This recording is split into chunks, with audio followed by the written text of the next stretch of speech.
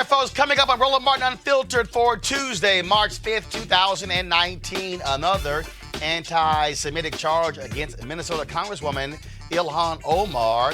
The Democrats have a resolution condemning her words coming, but the question is, was what she said anti-Semitic, or is she being singled out because she's Muslim? We'll break that thing down with our guests on our panel. The House will also pass a voting rights bill, but Senate Majority Leader Mitch McConnell, he says he's not even going to bring it up for a vote. And also, you've heard various Democratic candidates talk about the issue of reparations. It is not a new conversation. Well, guess what? Joining us on the show is going to be Dr. Ron Daniels, who actually chairs the National African American Reparations Council. Julian Malveaux, our panelist, is also a member of that. And so we'll talk to Ron, who's been in this battle for more than 30, 40 years. Also, the National Association of Black Journalists, which I'm a vice president of digital, has put CNN on blast for their lack of black executives. No black executive producers, no black vice presidents, no black executive vice presidents, and CNN President Jeff Zucker has no black direct reports. And they refused to meet with us if I was in the meeting. I'll explain to you why, but I'm also going to break down to you why it matters to have black media executives, not just when it comes to content, but also when it comes to money. And more crazy-ass white folks, Alabama high school students say we black folks belong in concentration camps. White folks in Alabama. There's video. Also, a California rich white kid makes a swastika out of red cups, and also photos also out of Galveston, Texas. A white cop is offended by swearing and arrests a high school track star. We can see that video as well. And remember I told you yesterday about Republicans, how they're trying to put on these really young federal judges? Today, they voted to approve a 37-year-old white woman who had only tried 4 cases in her career. It's time to bring the funk on Roland Martin Unfiltered. Let's go. He's got it. Whatever the biz, he's on it. Whatever it is, he's got the scoop, the fact, the find. And when it breaks, he's right on time and it's rolling. Best believe he's knowing. Putting it down from sports to news to politics. With entertainment just for kicks, he's rolling. It's on go, roll, y'all. It's Roland Martin, yeah. Rolling with Roland now. He's funk, he's fresh, he's real, the best, you know he's Roland Martin now.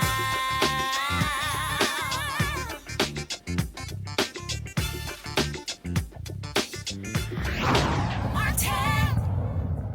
All right, folks, there have been two House Democrat freshmen who have been lightning rods and been under withering attack from Republicans. One, Alexandria Ocasio-Cortez, the sister who is from the Bronx in New York, and also Congresswoman Ilhan Omar from Minnesota. She's one of 2 Muslim women serving in the United States Congress. Now, she made a comment last week that they forced her to apologize, and so here's that apology. I want to talk about the political influence in this country that says it is okay for people to push for allegiance to a foreign country. I want to ask, why is it okay for me to talk about the influence of the NRA, of fossil fuel industries, or big pharma, and not talk about a powerful lobbying group that is influencing policy? All right, folks, that was the comment that she made that, oh my God, has caused folks to go crazy. Now, why is this perceived as anti-Semitic? Well, it feeds into the very old and very common anti-Semitic image of Jews as scheming subversives working on behalf of foreign powers, a smear commonly referred to as the dual loyalty charge. Now, Congressman Eliot Ingalls, Democrat from New York, who is the chair of the House Foreign Affairs Committee, which she's a member of, got this ball rolling with this statement. He said that her words were, quote, unacceptable and deeply offensive to call into question the loyalty of fellow American citizens because of their political views, including support for the U.S.-Israel relationship. Her comments were outrageous and deeply hurtful, and I asked that she retract them, apologize, and commit to making her case on policy issues without resorting to attacks that have no place in the Foreign Affairs Committee or the House of Representatives.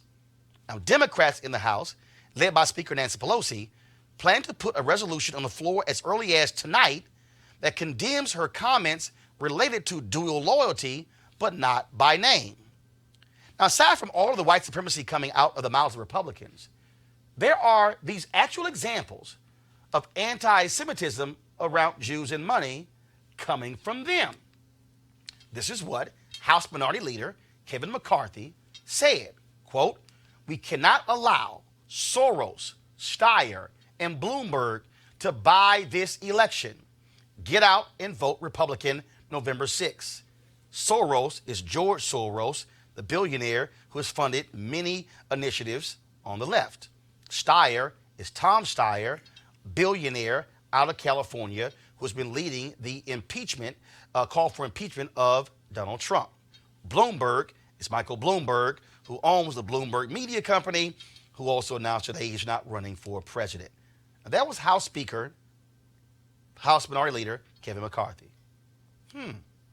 He says they will buy the election. McCarthy has since deleted the tweet. Here is Congressman Jim Jordan of Ohio. He tweeted, "Come on, Reverend Jerry Nadler, at least pretend to be serious about fact-finding. Nadler feeling the heat big time, jumps to Tom Steyer's conclusion using the $ for Steyer, impeaching our president before first document request. What a kangaroo court." Again, notice the $ at the beginning of Steyer's name. Nadler and Steyer are both Jewish. But here's Donald Trump, y'all, speaking during the 2016 campaign to Jewish Republicans. "I'm in a different position than the other candidates because I'm the one candidate. I don't want any of your money. I want your support, but I don't want your money. Again, I don't want your money, therefore you're probably not going to support me because stupidly you want to give money. Trump doesn't want money. I really believe the Iran deal. Look, I'm a negotiator like you folks. We're negotiators. We don't build gas stations in the middle of, as you know, Afghanistan for $43 million. How many think they could have done it for less? Would you raise your hands, please? You want to renegotiate deals? Some of us renegotiate deals. I would say about 99.9. Is there anybody that doesn't renegotiate deals in this room? This room negotiates. I want to renegotiate this room. Perhaps more than any room I've ever spoken to.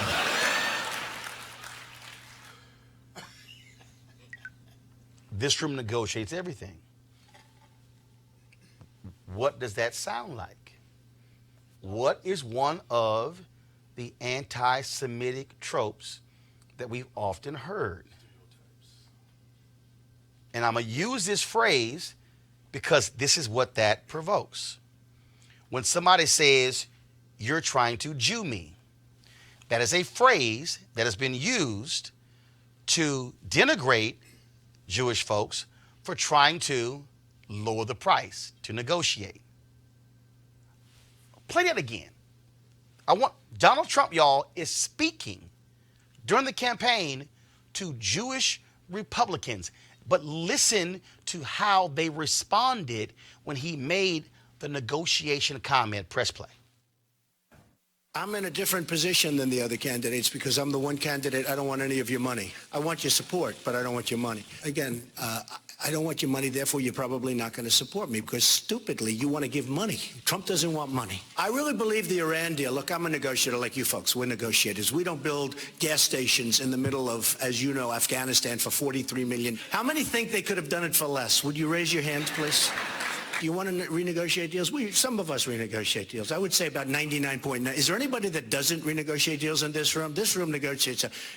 I want to renegotiate this room. Perhaps more than any room I've ever spoken to. Now, folks, on this latest controversy, Congresswoman Omar has gotten support from her fellow freshman, Alexandria Ocasio-Cortez. She goes by AOC on Twitter. She tweeted, "One of the things that is hurtful about the extent to which reprimand is sought of Ilhan is that no one seeks this level of reprimand when members make statements about Latinx and other communities. During the shutdown, a GOP member yelled, 'Go back to Puerto Rico,' on the floor." This is what Matthew Dowd, a conservative, first he called himself now an independent, no longer Republican. This is what he tweeted about AIPAC, the biggest Israel support group in the United States. Matthew Dowd with ABC.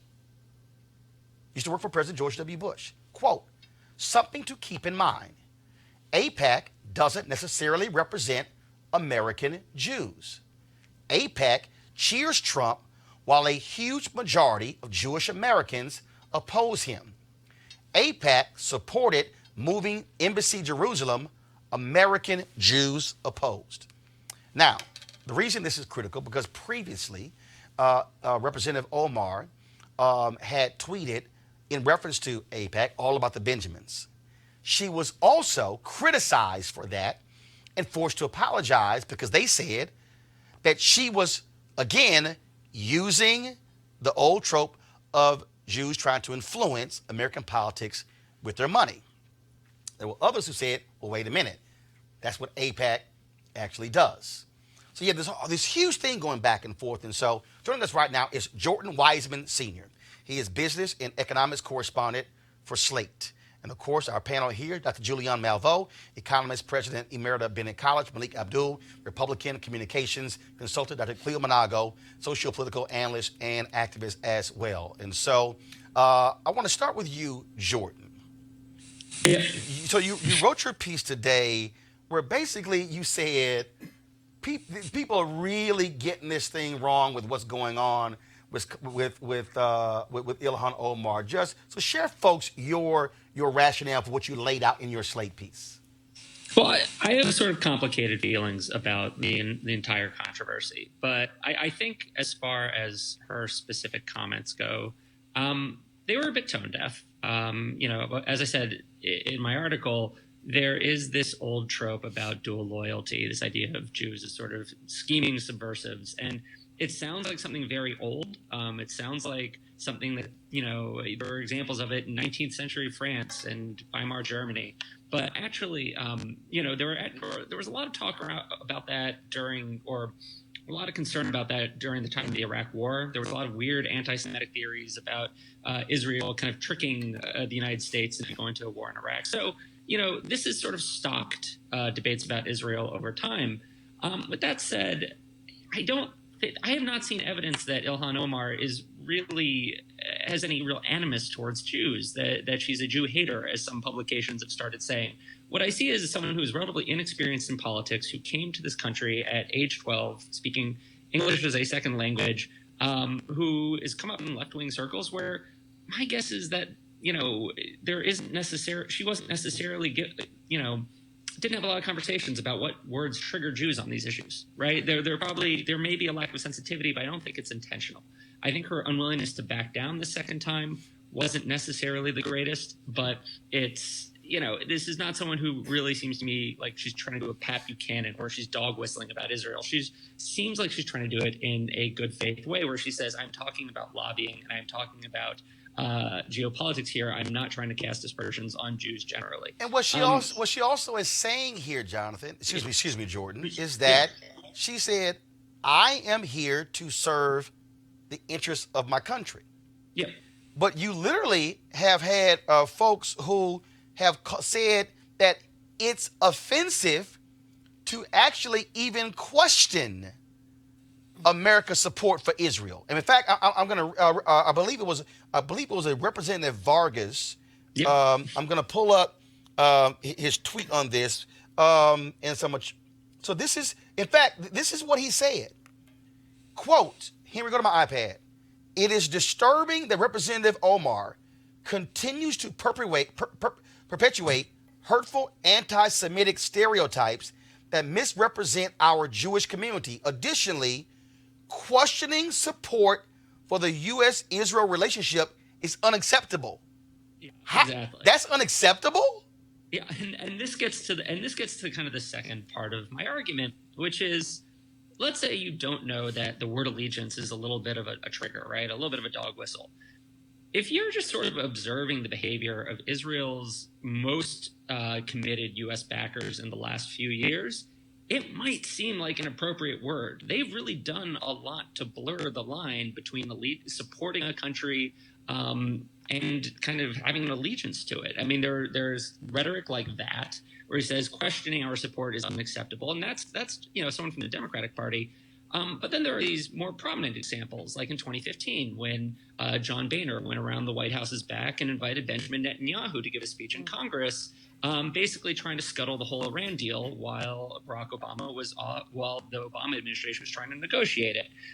You brought the leader of Israel to come in and basically embarrass the U.S. president on his home turf. More recently, there's been the controversy over the BDS movement, the boycott, divest, and sanction movement, which, as I'm sure your listeners and your viewers know, the idea is it's sort of taken from the anti-apartheid playbook. Supporters want to try and isolate Israel economically to force it to move on Palestine. Ilhan Omar is a supporter of this. There are a lot of states that have tried to essentially ban companies or individuals that participate in the boycott from doing state contracting. Right, they are trying to use their state contract or government contracting dollars to chill people's ability to participate in a boycott, their free speech rights. And again, that's an example where you are placing Israel's interests over Americans' essentially constitutional rights. But Jordan, here's the other piece. I'm sorry, and I'm comparing these two for a reason. Yes, Israel, absolutely close ally of the United States. So is Saudi Arabia. Yeah. So are we somehow to say, oh, no, don't you dare question America's support for Saudi Arabia, and it's unacceptable to challenge that when numerous people have been challenging that? When you have Khashoggi, the journalist who was killed by Saudi Arabia, but at the direction of the leader in Saudi Arabia, and you have the Trump administration all excusing it, and in fact, Trump wouldn't even issue a report to Congress when he was supposed to, and the Republicans are allowing him to get away with it. Oh yeah, they're yelling, oh, this is unacceptable. But the reality is, this notion that somehow no member of Congress can ever say anything that's remotely critical of Israel is absolutely crazy.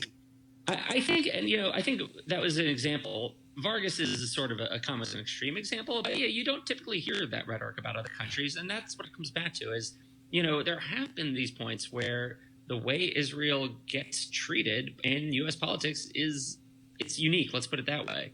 And, this isn't about this isn't about Jews again. Vargas, as far as I actually don't know what Vargas's religion is. I don't, but, Israel supporters in the U.S. aren't all Jews. A lot of its most vociferous supporters are, evangelical Christians.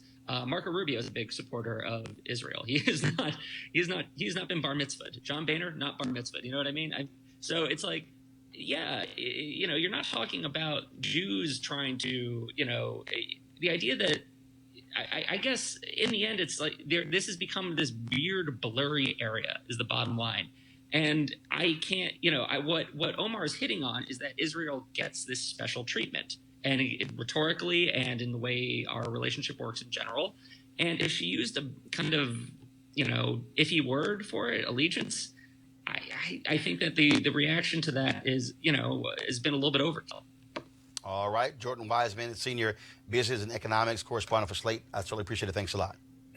Thank you. All right, I want to go to our panel here. And Malik, I'm going to start with you. And again, when you look at the freshmen who are new, Republicans are really targeting Ocasio-Cortez, targeting Omar, targeting Rashida Tlaib out of Detroit as well.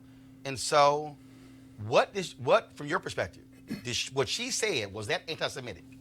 Yeah, I don't know. I don't think I can really make that call. There are Jewish people apparently who are offended by that.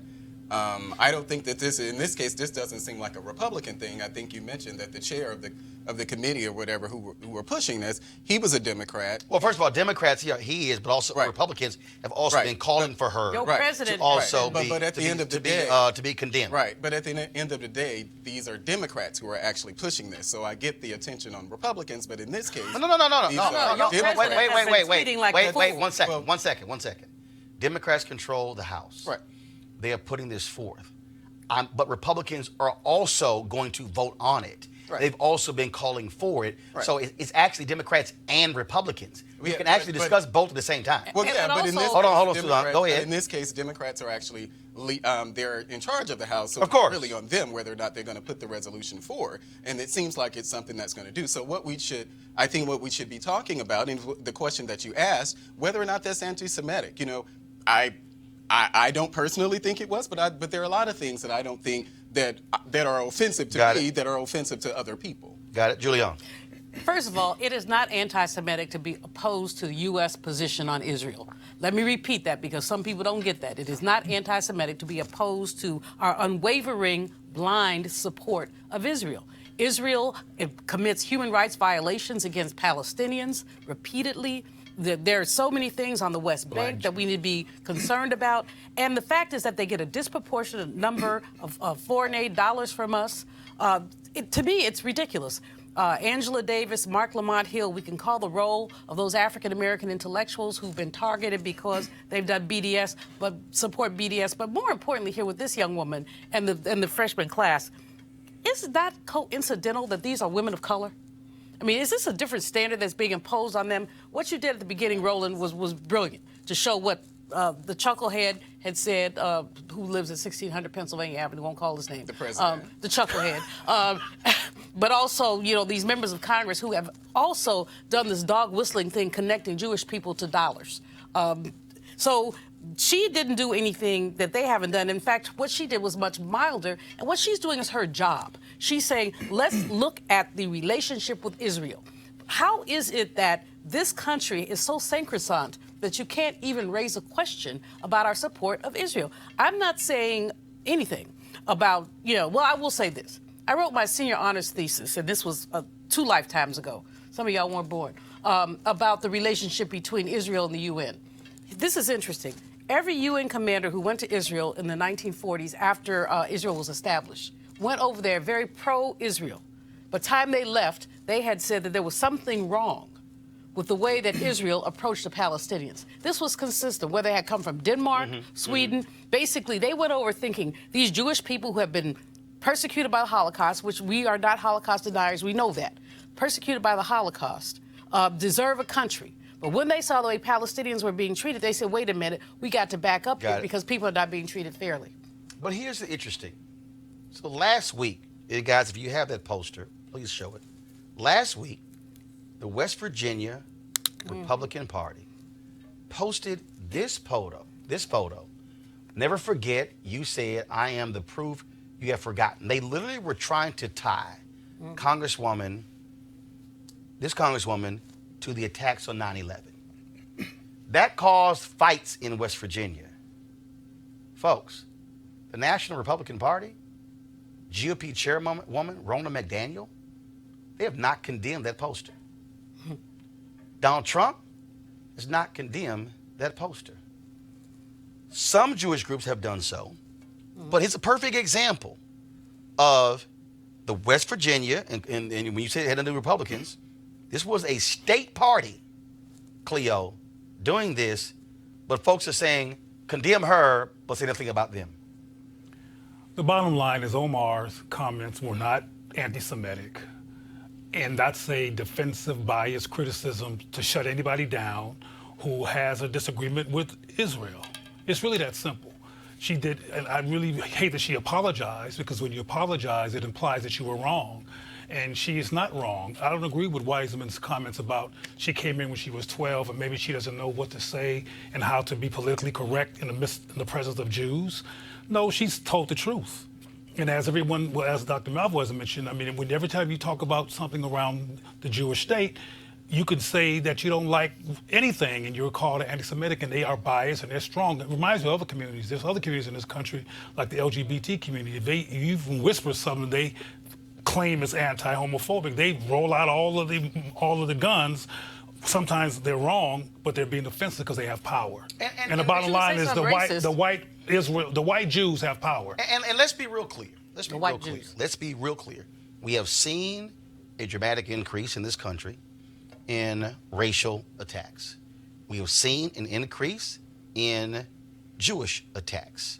And the reality is anti-Semitism and Islamophobia, just like white supremacy, are all wrong. But it still goes back to, I go back to that representative who said that you dare not question America's relationship with Israel.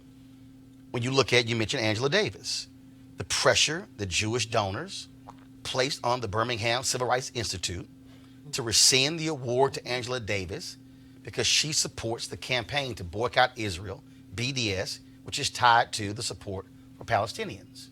You look at CNN firing Mark Lamont Hill because of his comments at the United Nations in support of the Palestinians. But you can also talk about the reality of Jonathan Pollard, somebody who spied against the United States and Israel, wanted us, the president, to release, and he's since been released, to release him because, well, he was doing it for us. Black people also we can be honest and have a conversation and talk about the fact that during apartheid, the state of Israel was supplying weapons to the white supremacist apartheid regime there that was being used against black South Africans. Roland, why can't we actually have real discussions, just like I have no problem having real discussions? I don't care how much oil they send us. I don't care if we use their land for bases or whatever in the Middle East. We can also have a real discussion about how this country, how we turn a blind eye to Saudi Arabia. This is not that hard. Cleo, Malik, Julian. It's that hard if you're not willing to be rational. See, you're often being rational. I mean, isn't Russia considered an adversary of sorts? Not for Mr. Trump. But the president is building hotels and swimming around with the Russians. So, and the Republicans, the same ones who are confronting Omar, are not confronting him. So this has nothing to do with any kind of rational conclusion. It has to do with power, bias, and creating noise to embarrass or deflect the message of somebody who's not supporting Israel. Part of this has to do with, I compare it to as a discussion on race. So there aren't many nuances that you can have when we're discussing race. There aren't many nuances that you can have when we're discussing things like anti-Semitism. This isn't anything new. There are things that we don't understand about anti-Semitism, just like things we don't understand about sexism, homophobia, any of those isms. And I think that's part of what we're dealing with now, in addition to the power dynamic that's there. But there are things that we accept in our community. Does everybody agree that Louis Farrakhan is an anti-Semite or leads an anti-Semitic organization?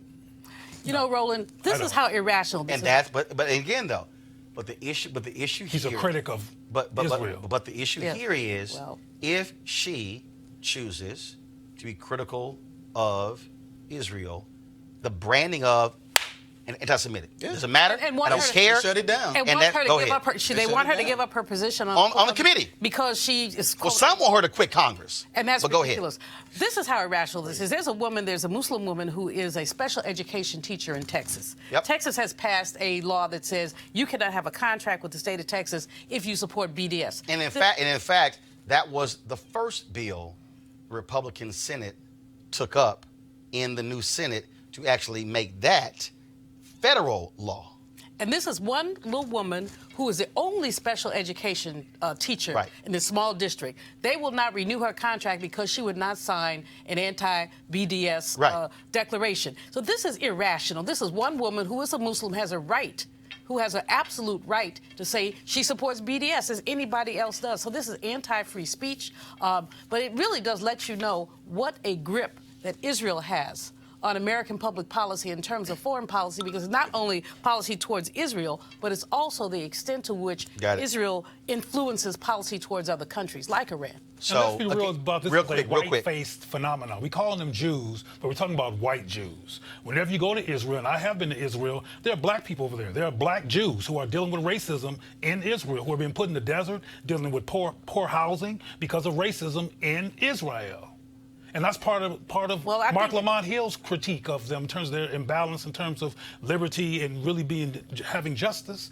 And what he said wasn't anti-Semitic either. Very simple. The bottom line is this here. At some point, you're going to have a conversation, and people have to be able to space to say, wait a minute, that might be critical. But again, there are people who believe that you cannot have anything critical about Israel, and that to me makes no sense, because how do you actually have a dialogue or a conversation? And don't forget, folks, in 1988, after he lost the general election, it was President George H.W. Bush who held up the payments for Jewish settlements. And what did AIPAC do? They sent thousands of people to Capitol Hill to lobby against that. But that was President George H.W. Bush, Republican, ardent supporter. But they said, how dare you? He held up American taxpayer dollars that went to Israel, and folks still got upset. So this is not, again, a new subject. All right, folks, let's talk about something else in the Senate, and that is the Democrats, of course, voted on HR1, of course, which deals with the issue of automatic voter registration and a number of other issues in that particular bill, including independent redistricting commissions, super PAC restrictions, and forced release of presidential tax returns. Well, Mitch McConnell's not too happy about that, and so he has announced that he simply is not going to allow any vote on it in the Senate. But he did say, though, that he is going to allow a vote on the Green New Deal, which hasn't even passed the U.S. House. You know, Congresswoman Marcia Fudge has been among those that's been pushing very hard to make sure we had this electoral reform. We saw how many questioned elections, the North Carolina election, now the guy who stole the absentee ballots has to pull out. And so this legislation is very necessary. But of course, Republicans do not care about fairness. They care about winning. And that's pretty much what they've said. And so there's nothing wrong with this legislation. There's nothing anti-Republican about this legislation. It's good legislation. It's legislation that talks about our voting systems. If we believe in democracy, then we believe in legislation like this. So Mitch McConnell is a tyrant and a bully. And here he goes again, failing to basically adhere to his constitutional rules, his constitutional responsibilities, instead say, I'm just going to block this legislation. I don't know about you people believe. It's not that Republicans are the only people who are against this. No, we're talking about McConnell now. What is he? He's in charge of the Senate. Sure, but you know do concede that. There are people on the other side, including Democrats, who are not supportive of this.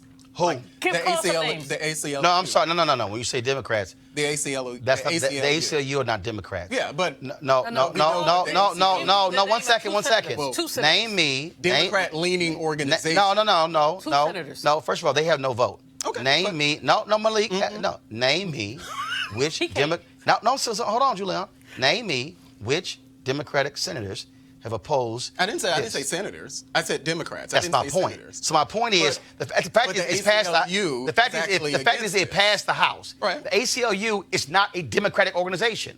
The ACLU, but it doesn't. It leaves doesn't? The ACLU. It leaves libertarian, frankly. Well, right. Well, libertarian then. That ain't liberal. Okay. Well, the ACLU is actually against it. So there are parts of it that I agree with the bill. Things that dealing with early voter registration. Malik, let's concentrate on the name. Okay, so now we have to just focus on. We can't focus on that there are people who are actually. No, let's focus on the person who we have to focus on. Let's focus on McConnell, who's in a position. We just focused on. No, Malik. Here's the deal. No, Malik. Here's a piece. Mitch McConnell does not want to bring this up for a vote because he knows the Republicans who will vote for it. Because the reality is he is afraid of having Republicans vote against same-day registration, vote against change of redistricting. He knows that this bill deals with the issue of voting, and he does not want his members on the record voting against the super PAC restrictions. That's why he won't advance this bill. and you know it. Well, I don't doubt that there are things that he disagrees about that's in Well, the then let bill. it come to a vote, Malik. So does the let it come to ACLU. again, the ACLU, that is a specious, ridiculous. No, that's not, though. It It's, is. no, it is. It's not even a You footnote. can't It's not a disregard, footnote. you can't It's not disregard the ACLU Actually, now we can. because it doesn't benefit your argument. Actually, we can. Yes, No. no, because there are no senator in the ACLU. That doesn't you give me matter. the name of 2 senators. That doesn't matter. It's an difference- organization. But there's another And it's issue not at the a bottom. Organization that looks at organization. There's It's an another organization. basic issue at the bottom of this is that McConnell and people like him do not want democracy. Oh. That's the bottom line. And they will do whatever they Neither can to does the suppress ACLU. No, and they will Exactly. do whatever they can to suppress the vote. Right. We saw it in Exactly. North Carolina. That's the bottom We've seen line. it in Texas. ACLU, We've seen it in Georgia. We've seen it in Florida. All right, y'all. You know, you That's got the you like bottom a line. dog with a bone. All right, y'all. ACLU. So, Oh, wow. so yesterday I told you about. I did a commentary, trying to walk you through exactly what Republicans are doing when it comes to the federal bench. I tried to explain to you why voting matters. So check this out, folks. This was a tweet that was sent out by Dick Durbin today. Don't go to my iPad just yet. I'm gonna sit here and try to take a photo of it, and we're gonna increase the size of this. I need you to see this, y'all, because if you don't understand what's going on here, you about to get a real education. So remember I talked about how you have these very young Republican judges who they are putting up there. Well, check this out. Senator Dick Durbin sent this tweet out today, and this is what he said. Republicans just advanced the judicial nomination of 36, but she's actually 37-year-old Allison Jones Rushing for the 4th Circuit, North Carolina. She has practiced law for just 9 years. Only tried 4 cases to verdict or judgment in her career. None as lead counsel, and isn't even a member of the North Carolina Bar. Ooh. Now, the full Senate has confirmed her. Now, I told you what the strategy is.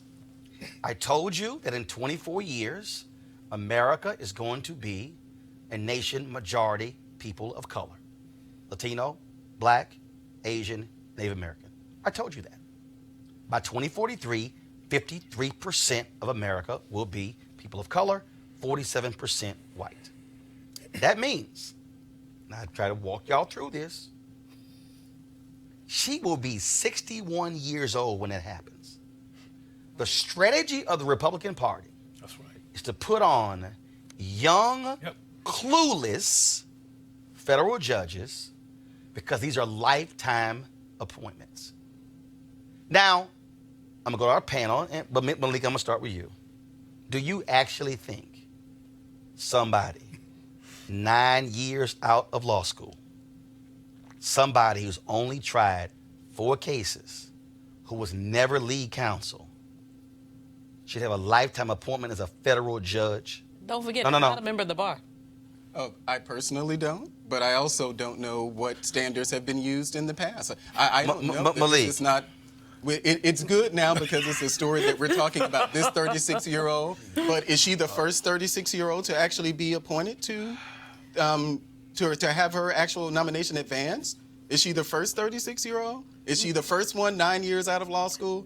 Malik, I would. If I No, had I just wanna know. If I had $100 bill in my pocket, She's I would gonna be the sit on youngest it, federal put it on my judge. head What? Yes. What the hell? and say no. She probably is the most inexperienced judge. I promise you, if I Well, had some I money, haven't looked at them, and each one. So that's why my whole Well, point is I will that tell you I don't what- know the If qualifications she was of all the 99 federal and not a judges. member of the bar Yeah, and not a had so member- little credentials, But I've already said there would be I don't problems. think that she is. But I'm not the one who makes. but- Hold up. decisions. Hold on. Let me read this here.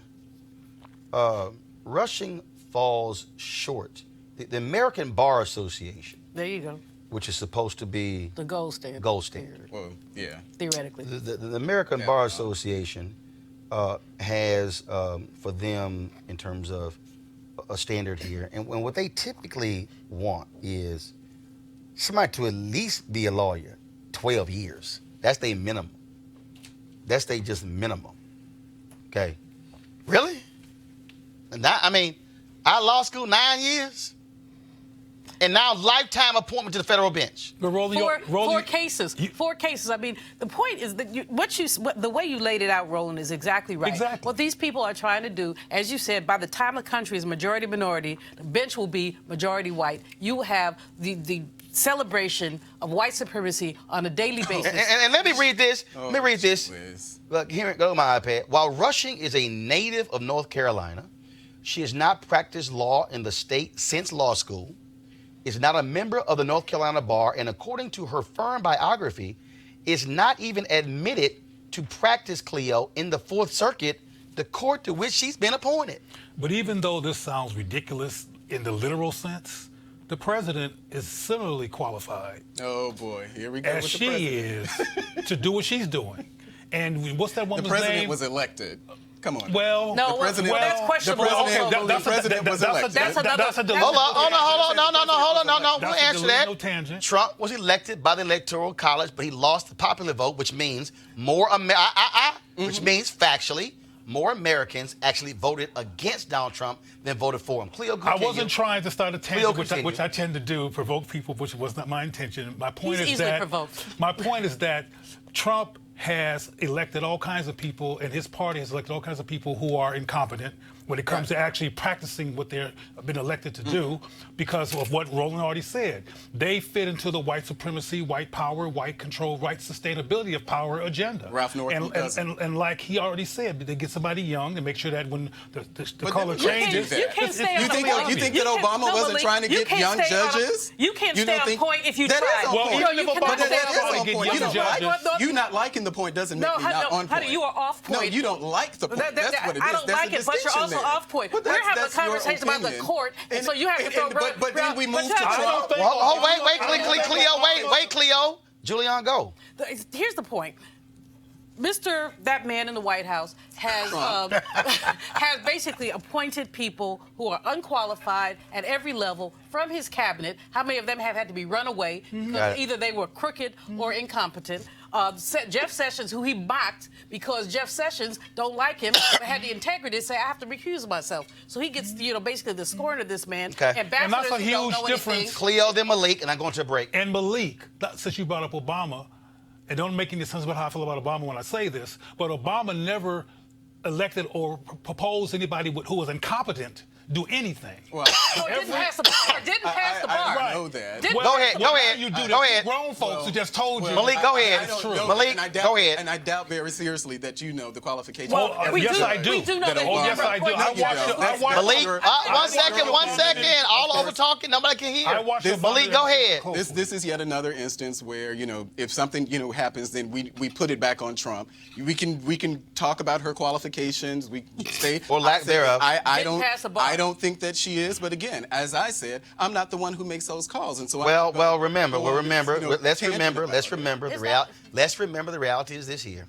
That is, we know who's controlling his judicial picks. That's right. And it's not him. The It's the Heritage it's the Foundation. Fairless Society, and what they want, young far right wing conservatives on the bench. Gotta go to break. We'll be back. Roland Martin Unfiltered, just a moment. Hey fam, I want you to like, share, and subscribe to our YouTube channel, youtube.com/Roland S. Martin. And don't forget to turn on your notifications. Okay, folks, a lot of people here, guys, hold it down. A lot of people here, of course, focused on their health, trying to get healthy in 2019. And that means any number of ways in us doing so. And so some folks about working out, some people about, of course, changing eating habits. One of the ways you can do is the Dherbs Full Body Cleanse. They have 27 different cleanses that you can actually choose from. Some of them very short, some last as long as 20 days. I did the 20-day one earlier this year, lost about 18 pounds of that cleanse. But what it also did was, of course, change your mindset in terms of how you approach food. The focus, of course, was on fresh fruits as well as vegetables, in addition to raw nuts, and drinking lots of water. And so a Dherb cleanse is all about you, of course, feeling stronger and healthier and removing a lot of the toxic foods and the processed foods and fried foods and trying to get us to eat a lot healthier. Now, if you want to participate on the full body cleanse, all you got to do is go to Dherbs.com, Dherbs.com, and you can also use the promo code Roland. The promo code Roland. You can also, of course, call 1-866-4-DHERBS, 1-866-4-DHERBS. When you go to checkout, again, use the promo code Roland, and you'll get a discount at the checkout. And so the Dherbs Full Body Cleanse, we certainly thank them for being a partner here at Roland Martin Unfiltered. And you also can check it out if you want to get yourself ready for beach season or whatever happens this summer. For me, it's about golf, and so that's what it's all about for me. So, all right, folks, again, go to dherbs.com or call 1-866-4-DHERBS. All right, so we've had presidential candidates, okay, being asked the question about the issue of reparations, and it has come up, several different candidates. Now, first of all, the idea of reparations is not new. You know, there are some people who believe that it is new, but actually it's not new. Nope. You've actually had this discussion of reparations ever since slavery ended.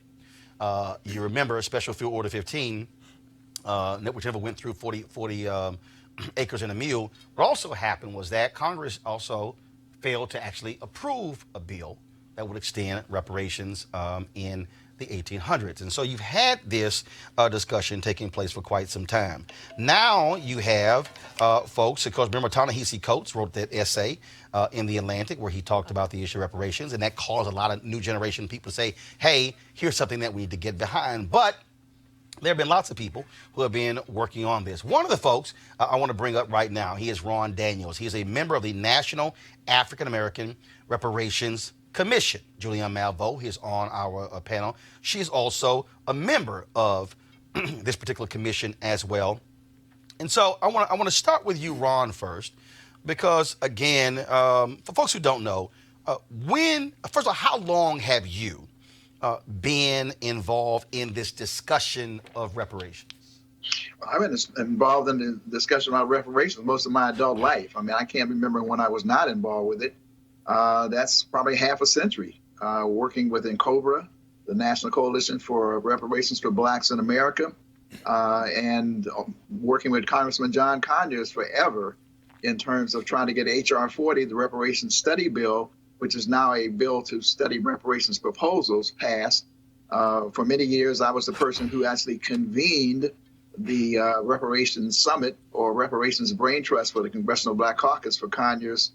7, 8, 9, 10 years that I did that. So I've been on it for a long time. So explain to people exactly what that House resolution was, because I mean, I've seen all kind of stuff on social media, and there are a lot of people who are throwing stuff out. So explain exactly what that is.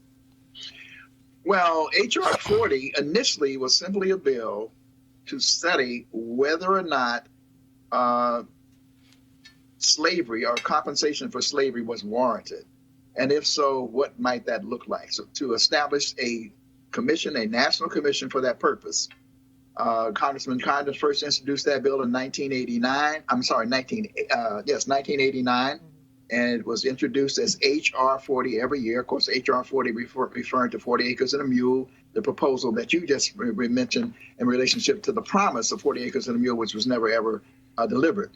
However, through the National African American Reparations Commission, on which Dr. Julianne Malveaux sits, we were able to say, wait, there has been plenty of studies, and Roland, you know this, there is such a volume of information and studies coming out now, all of which show a direct linkage between slavery and the enrichment of this country, but also the wealth gap, the dispossession, the damages done to Black people in this country. So we were able to persuade Congressman Conyers to change the bill from a study bill to a remedy bill. So now it is a bill to study reparations proposals for African Americans. So it's no longer a question of saying, should we get reparations? It is now about saying, what should that look like? And as far as I'm concerned, when it looks at the presidential candidates, I think it's a very positive development, because what it shows is that the movement over time, including the work of Ta-Nehisi Coates and others, has really been strong enough that, and the movement for Black Lives and of course the work that we've been doing with NARC, has pushed these candidates to now recognize that it is a major issue on the agenda of Black America. Julian, so my view is that all of them should be supporting H.R. 40, because in some ways, many of them sort of seem to be not knowledgeable. They don't know. They have different formulations. Well, the best way to handle that really is for them to, in fact, push forward with HR 40. But Julian, what's interesting is you have folks who say, no, HR 40, that's not enough. You need to push even further. When I was on Fox Business, Charles Payne said, well, Roland, how much and who benefits? I said, dude, first of all, you're going way ahead. And the reality is here. I was asked about it. I got no problem saying it. I said the reason I said I was not a part of the movement, I said because the question is, I said, where are the votes? Where are the 278 votes in the House, in the Senate to actually get it signed? What you also have, though, is that, and I interviewed them and actually supported these efforts. You look at Tulsa, in Oklahoma. You had Willie Gary. You had Charles Ogletree. You had Johnny Cochran. And so the state of Oklahoma apologized for Tulsa, but would not deal with the issue of reparations. I interviewed some of those original survivors, and they were in their 90s, and it was amazing to meet them. If you talk about Rosewood, you can go through American history, the number of black towns that were literally burned down and black people not compensated. And so what do you say, Julian, being any comments to people who say, no, you can't just support the study, you got to absolutely be on record to completely support reparations? Well, the studies, basically the HR 40 as it's constructed now, looks at a series of remedies, actually looks at things that people have proposed. And NARC has proposed a number of things. This is not about giving every black person a $50,000 check. Really, it's about rebuilding. It's about restorative justice. So it's about rebuilding our HBCUs. The UDC President Ron Mason said to me the other day, reparations for him would be making all of our HBCUs vital. And hold on. I want to stop you right there because, again, you just said this is not about giving each person a check. When you see this conversation, there are those who see it that way. No, this is about individuals getting money directly from the government and then do whatever they want with it. It's about communities. It's about rebuilding our community. Once upon a time, Roland, we had over 120 black-owned banks. Now we have 23. Right. Some of it had to do with carelessness on our part. Some of it had to do with other stuff. Some of it had to do with regulations and legislation that pushed our bankers out. How do you go from 100-some banks to 23? That's restoring our banking ability, restoring our educational ability, even restoring our health. If you look at the ways that enslavement has affected our health, I mean, we have a whole 10-point program that really talks about the various ways that restoration can take place. And it's not only about we've worked at NARC with reparations groups all over the world. So we're looking at CARICOM and what's happened in the Caribbean and in other places. And Dr. Daniels has just done yeoman's work in pulling together a bunch of thinkers and talkers to get us to really put something together. We've been all over the country, New Orleans, New York, having hearings about this. Here's my biggest disappointment, Roland. The Congressional Black Caucus, 55 people strong. All right, 55 members. All of them have not co-signed HR 40. Kamala and Cory Booker, if they co-signed it, they did it very recently. So when they're talking about reparations, they need to just shut their mouths. And actually, I don't believe Senator Booker has done an interview on that. I know Senator Kamala Harris was asked that question in an interview with Natasha Alford with the Grill. Ron, I got to ask you what Julian just said. Do you see it as community building or individual checks? Because, again, that's a distinction that some people actually don't make. Well, I see it as corporate and collective, though I defend the right. There's some people who still, debate and say it should be individual. The problem with that, frankly, Roland, is it's hard to trace the lineage back to individual African Americans. And that's one of the things that happens within the court system. You run into the question of standing. But even as you said before, even in Tulsa, where they found the people, you still had a situation where the compensation was not forthcoming. So wait a minute. So we got to do it collectively. But Ron, how to rebuild health systems? How do we build educational systems? How do we get land? For example, the Native Americans have been granted land, even though they need more repair. At least they got reservations and sovereignty over those reservations as a part of rebuilding themselves. We don't have the same thing. So what if we had land that was granted to us so we could then build major institutions to serve black people? So it's a corporate thing, a community thing, not just an individual proposition. So, Ron, but you said so many people can't actually trace their ancestors back. So how do you respond, though, to the folks who say, oh, no, that you have to be that you have to be a descendant, when the problem is, how do you even know you are? Well, you don't.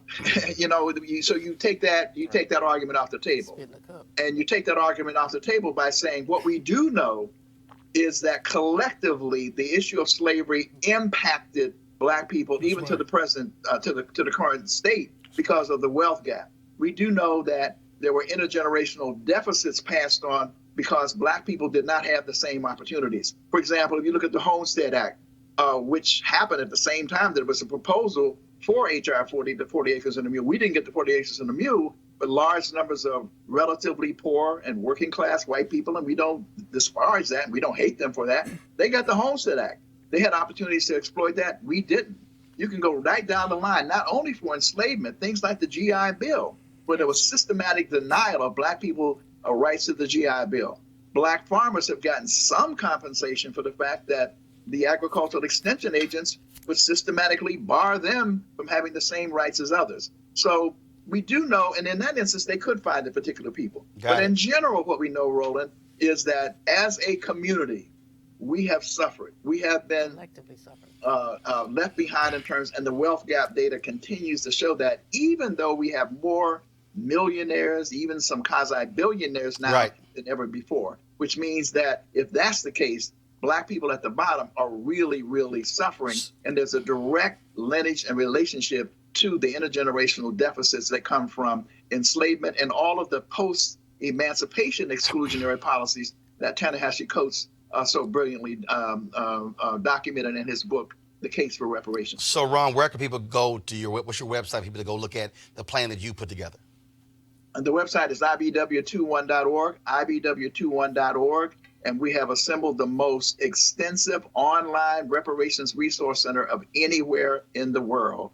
And again, we appreciate this opportunity because it's important for your viewers to also know there is a National African American Reparations Commission, and of course, Dr. Julianne Malveaux sits on it. All right, then. I certainly appreciate it, Ron Daniels. Thank you so very much. All right, folks. Today, National Association of Black Journalists dropped a statement placing CNN on a special media monitoring list, also calling for there to be a civil rights audit of the cable news network. Here we go to my iPad. This is the statement that was sent today by NABJ that says, NABJ, that a special team will perform further research and analysis of CNN's diversity, inclusion, and equity practices per the NABJ board's directive. The special team will also publicly report on identified deficiencies in hiring a diverse workforce in news decision-making capacities at CNN.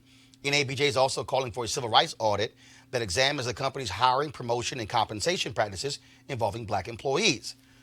This is what we reported. Specifically, NABJ is concerned about the findings of preliminary research that reveals the following. CNN President Jeff Zucker has no Black direct reports. There are no Black executive producers at CNN. There are no Black vice presidents on the news side at CNN.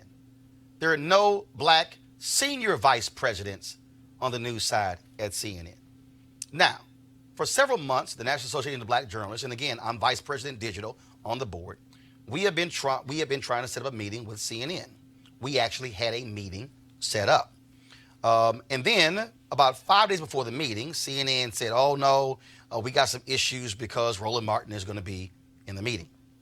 They objected because they said, because of the controversy with him and Donna Brazile in the town hall in 2016, he can't be in the meeting.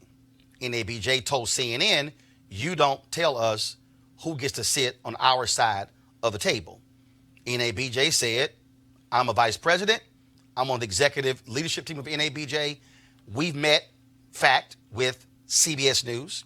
We met with Susan Zirinsky, the new president, on Friday. We met with the old president, David Rhodes, last year. We have a meeting with ABC week after next.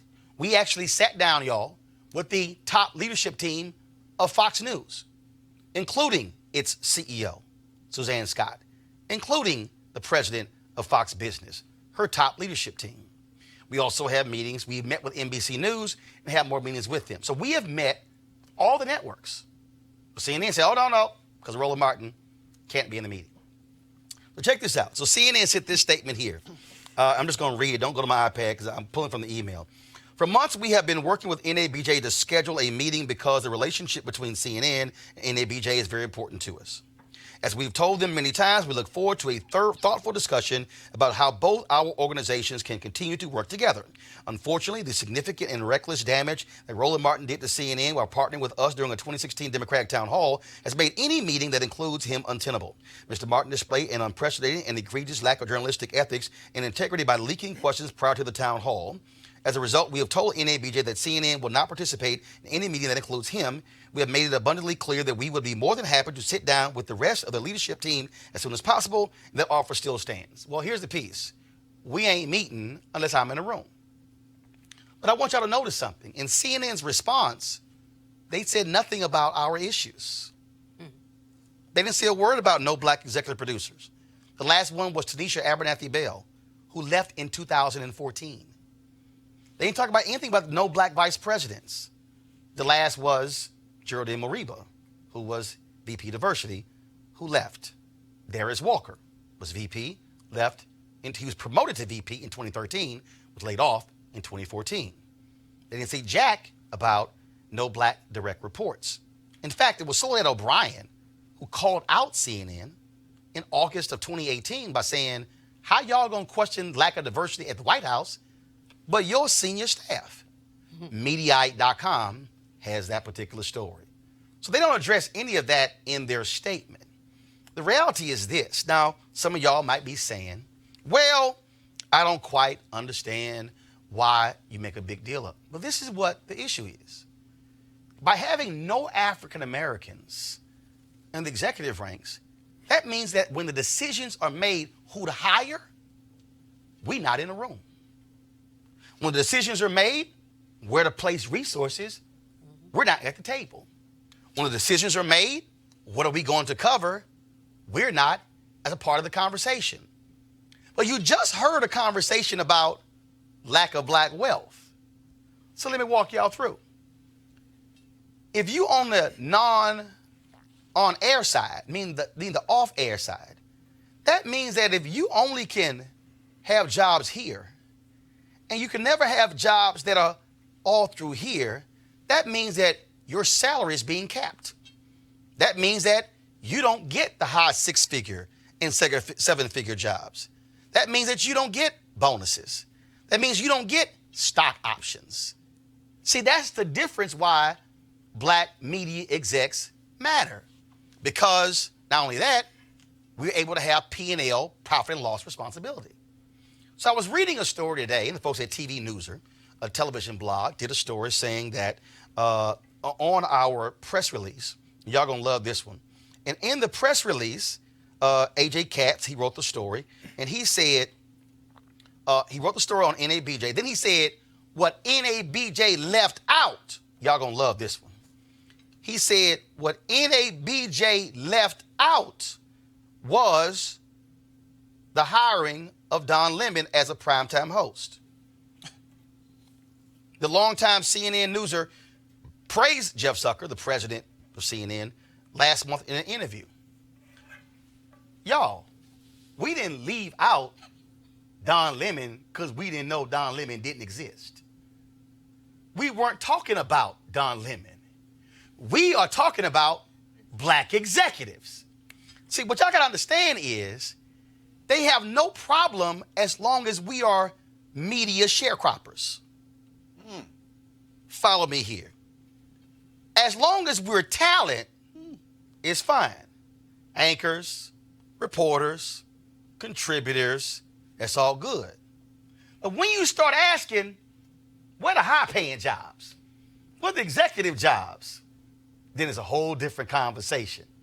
So AJ Katz, we didn't leave out Don Lemon because we don't know, as if Don Lemon don't exist. Oh, we know that.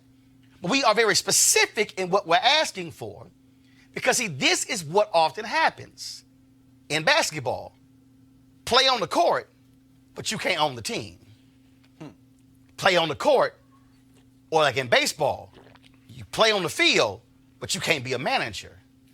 See, this is about us having those positions. Now, there's some black people who tweeted me today, why y'all begging these white folks for jobs? So we somehow not to demand access to jobs that we are qualified for? Are we somehow supposed to say that, no, we're just going to sit aside? No. And there's some people who tweeted me, they said, well, why aren't y'all advocating for people of color?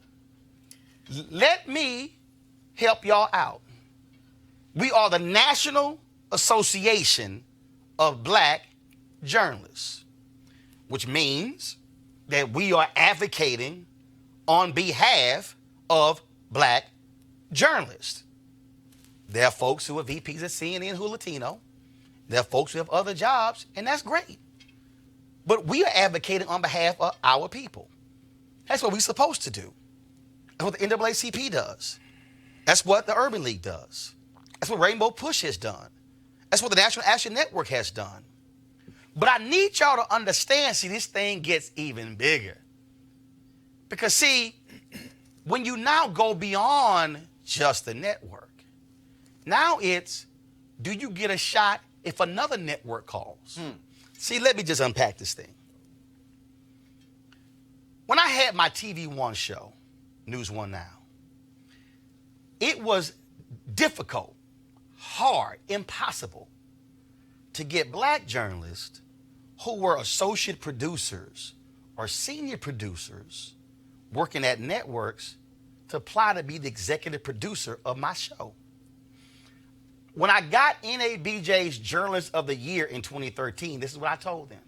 Some of y'all are enamored with the big letters on your business card, but y'all got small jobs. I prefer a big responsibility over a big network. I said, don't you know that once you're in the executive producer club, that's how you get called to be an executive producer over here? So what am I saying? Well, if there are no black direct reports to CNN President Jeff Zucker, and there are no black senior vice presidents, and there are no black executive vice presidents, well, when there's an opening at CBS, at NBC, or at ABC, or at Fox News, or at MSNBC, or at Bloomberg, or CNBC, or any of the networks, who you think is going to get called? Won't be anybody black there. Y'all, this is about us in 2019 saying this is unacceptable. But let me help y'all out, because maybe y'all don't want to listen to me. 2007, CNN's anchor emeritus, Bernard Shaw, was given the NABJ Lifetime Achievement Award. And he was given this award in 2007 at our convention in Las Vegas. I want y'all to hear what Bernard Shaw said to NABJ 12 years ago. Beyond this ballroom tonight, white males, wake up. Wake up. Globally, you are an island speck in an ocean of color.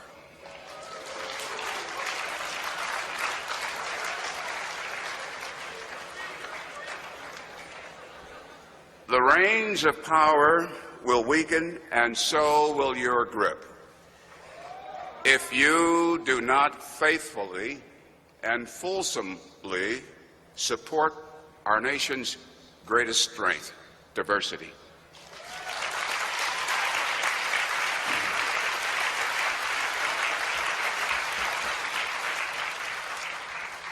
If you do not share, you will lose. Diversity. Diversity is not racial, ethnic, or gender encroachment. Diversity is our national survival. To you caught in the middle, stay vigilant. You must stay strong. You must carry on. If not you, who? To you, starting careers, embrace risk. Mold change, making it work for you. Better to walk the plank of change than regret steps not taken. Work hard. That was Bernard Shaw, y'all. Now, let me just lay something out to you. I said that I had communicated with several black people in 2016 because I wanted, and I talked to Greg Carr, Howard University, Eddie Glaude at Princeton, Donna Brazile, and some Black Lives Matter activists on black questions for our town hall. It wasn't a debate, it was a town hall. Hillary Clinton, Bernie Sanders, CNN TV1. Donna was one of the folks we were working on questions. Roland didn't leak a question. These are black people who I was communicating with. Donna Brazile sent the question to someone in the Hillary Clinton camp, not at my behest. She was wrong for that. She admitted she was wrong for that and that she should not have done it. So those are facts. Those are facts. So Jeff Zucker, he's upset, he's mad. I got you. But let me be real clear. This ain't about Roland and CNN.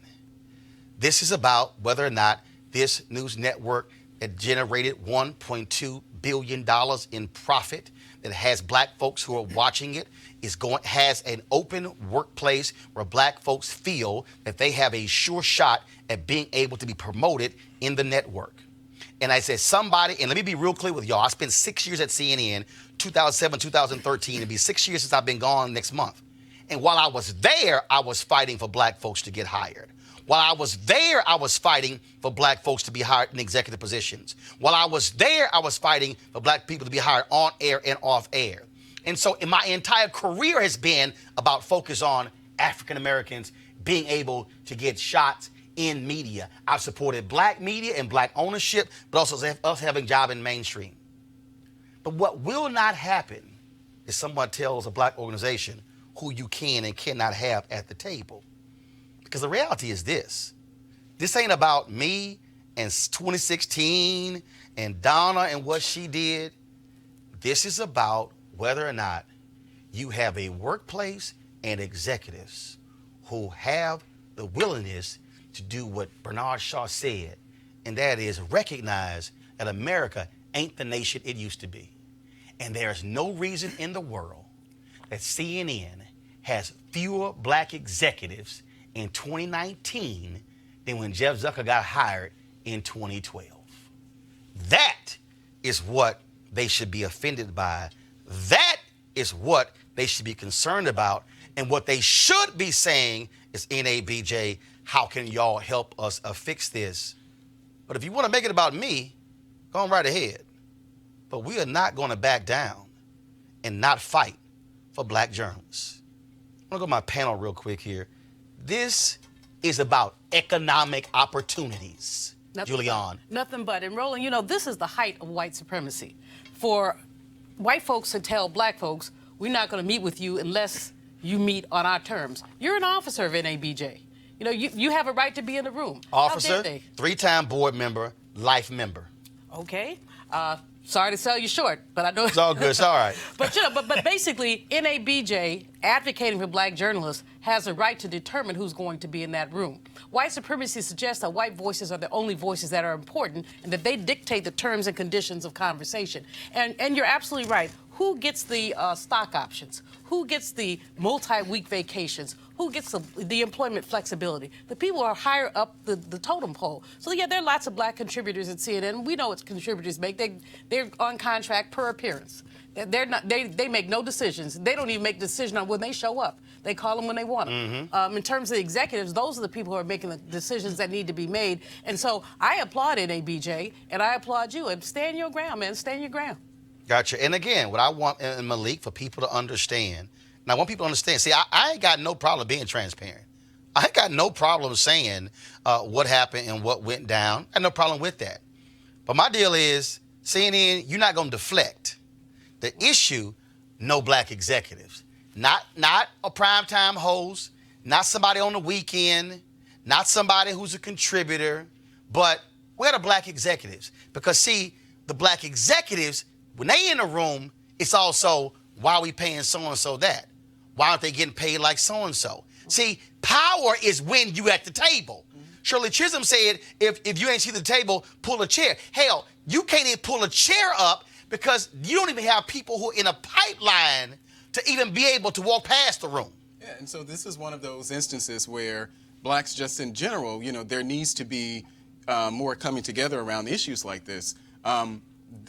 We should always be challenging all of the networks, and especially CNN, to increase their diversity, but we don't do that enough. Don't just allow, whether it's Fox or CNN or any of these networks, don't just allow them to play to our sensitivities or our fears or, any of our isms that we may have. Challenge them on things just like what we're talking about, what you're doing. Don't do it in the fact that I will disagree a bit. I don't know if that has a lot to do with white supremacy, the fact that they decided that they didn't want to have you at the table, as it is just that sort of power structure that and it's the same that exists in Fox or probably any other place of business. I don't think it's necessarily about white supremacy.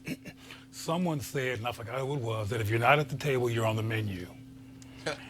And black folks are always on the menu to dice and slice and manipulate. My concern here, Roland, first of all, congratulations for taking this effort, because I've said a long time ago that the final frontier for black people is to have some control over the media, because black people watch the media disproportionately, and it has a huge impact and often a negative impact on our self-concept. But I want us to watch out for tokenism, because white supremacy is very slick and likes to stack the deck and do deceptive things and make itself look like it's doing the right thing. We got to make sure that when they do feel forced to hire somebody black, that it's not a token. That is not a black person who has no relationship to black people and black community at all, or even a black partner. Oh, absolutely. Even a black partner at home. Because frankly, most of the people who have a primetime anything that are black on that network don't have a black partner at home. Just like Channing Duggan and at ABC don't have a black partner at home. And well, first of all, she's no longer at ABC. Okay. And so when they got sold, when Fox sold their entertainment assets to ABC Disney, she actually left. She's now actually at Netflix. But go ahead. Okay, but the point is, she was there, and everybody said, "Oh, a black person is there," and there's a consistency of getting black tokens in who do not have black cultural engagement or black personal, even in their own lives, black community at home, but they appeal to white people and they keep white supremacy going in blackface. Well, granted, she's entertainment, not news. Blackface. Well, and again, the reality is, our position is we're not interested in one person. Right. There are multiple jobs there. But whites are hiring. No. I understand that. But based on their value. I understand that. And the point that we're making is we are going to use this as an inflection point to push it and to make those changes. And again, so everybody, I need y'all to understand, Fox, let me help y'all out. I've been highly critical of Fox News. They used to keep a file on me when Roger Ailes was there. Yeah, I was actually told by a sister there. They got a whole thick file on you. Every comment and tweet I made. Fox News sat down with us and met with us. I was at the table. I'm gonna show y'all the photo tomorrow. But Fox. No. But I'm purposely making this point because I need people to understand. Fox News met with us. CBS met with us. NBC News met with us. We're meeting with ABC. They're saying, "No, we'll meet, but he can't be at the table." That's not gonna happen. Final comment, and I'm going to end this with a quote from A. Philip Randolph real quick. Fox is not playing games. They're straight up No, we got it. CNN plays games and gives the appearance by hiring all these tokens who have these part-time jobs to give the appearance of multiculturalism and inclusion, and there's really white supremacy and passive blackface. Fox doesn't do that. So they'll have you on, as opposed to CNN, who's playing race games. Well, actually, Fox won't have me on. I did Charles Payne, so that's Fox business. But Fox News, y'all can call me too. Well, I ain't scared of y'all. Julian, then Malik, close it out. Donna Brazil's name has been invoked here. Donna made a mistake. Donna has paid a higher price for the mistakes she made than many of these mainstream white anchors have paid for the mistakes they've made. Farrar, what's his name? Faraz PS. Zakaria. Fareed Zakaria. plagiarism, and he back on the air. You know, so I'm not co-signing what Donna did, but let's be clear that, you know, black folks pay a higher price for these minor mistakes that they make. It's an issue that affects whether you're Democrat or Republican. True. NABJ should continue pushing it. I support you all in what you're doing. So here's a quote I'm going to end this with. And this quote is directly for Jeff Zucker. It's for the folks at CNN. For anybody out there who's wondering why we do what we do. The great labor leader, A. Philip Randolph, said this. Here, you can go to my iPad. At the banquet table of nature, there are no reserved seats. You get what you can take, and you keep what you can hold.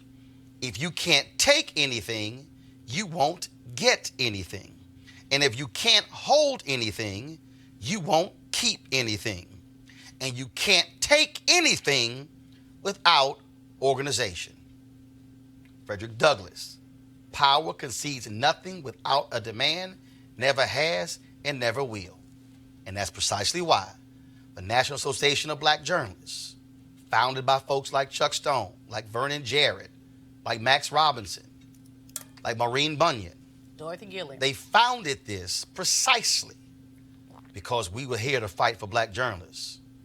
And CNN, y'all can refuse to meet with me, but you have new bosses now at AT&T.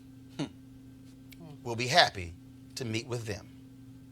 Folks, you can support RolandMartinUnfiltered.com, the show by going to RolandMartinUnfiltered.com, joining our Bring the Funk fan club. Every dollar you give to us goes to support what we do here every single day. So please, you can do it by Cash App, PayPal, or you can also take advantage of Square. Also, look, if you missed the show, let's say you want to hear it on the go, download our podcast. Go to SoundCloud, Spotify. You can also go to iTunes as well. Every show that we do, not just on YouTube, Periscope, Facebook, but we also have an audio podcast of all of our shows. And so definitely download our podcast for you to have the show on the go and spread the word as well. Malik, Julian, Cleo, we certainly appreciate it. Thank you so very much. Folks, I got to go. I'll see you guys tomorrow.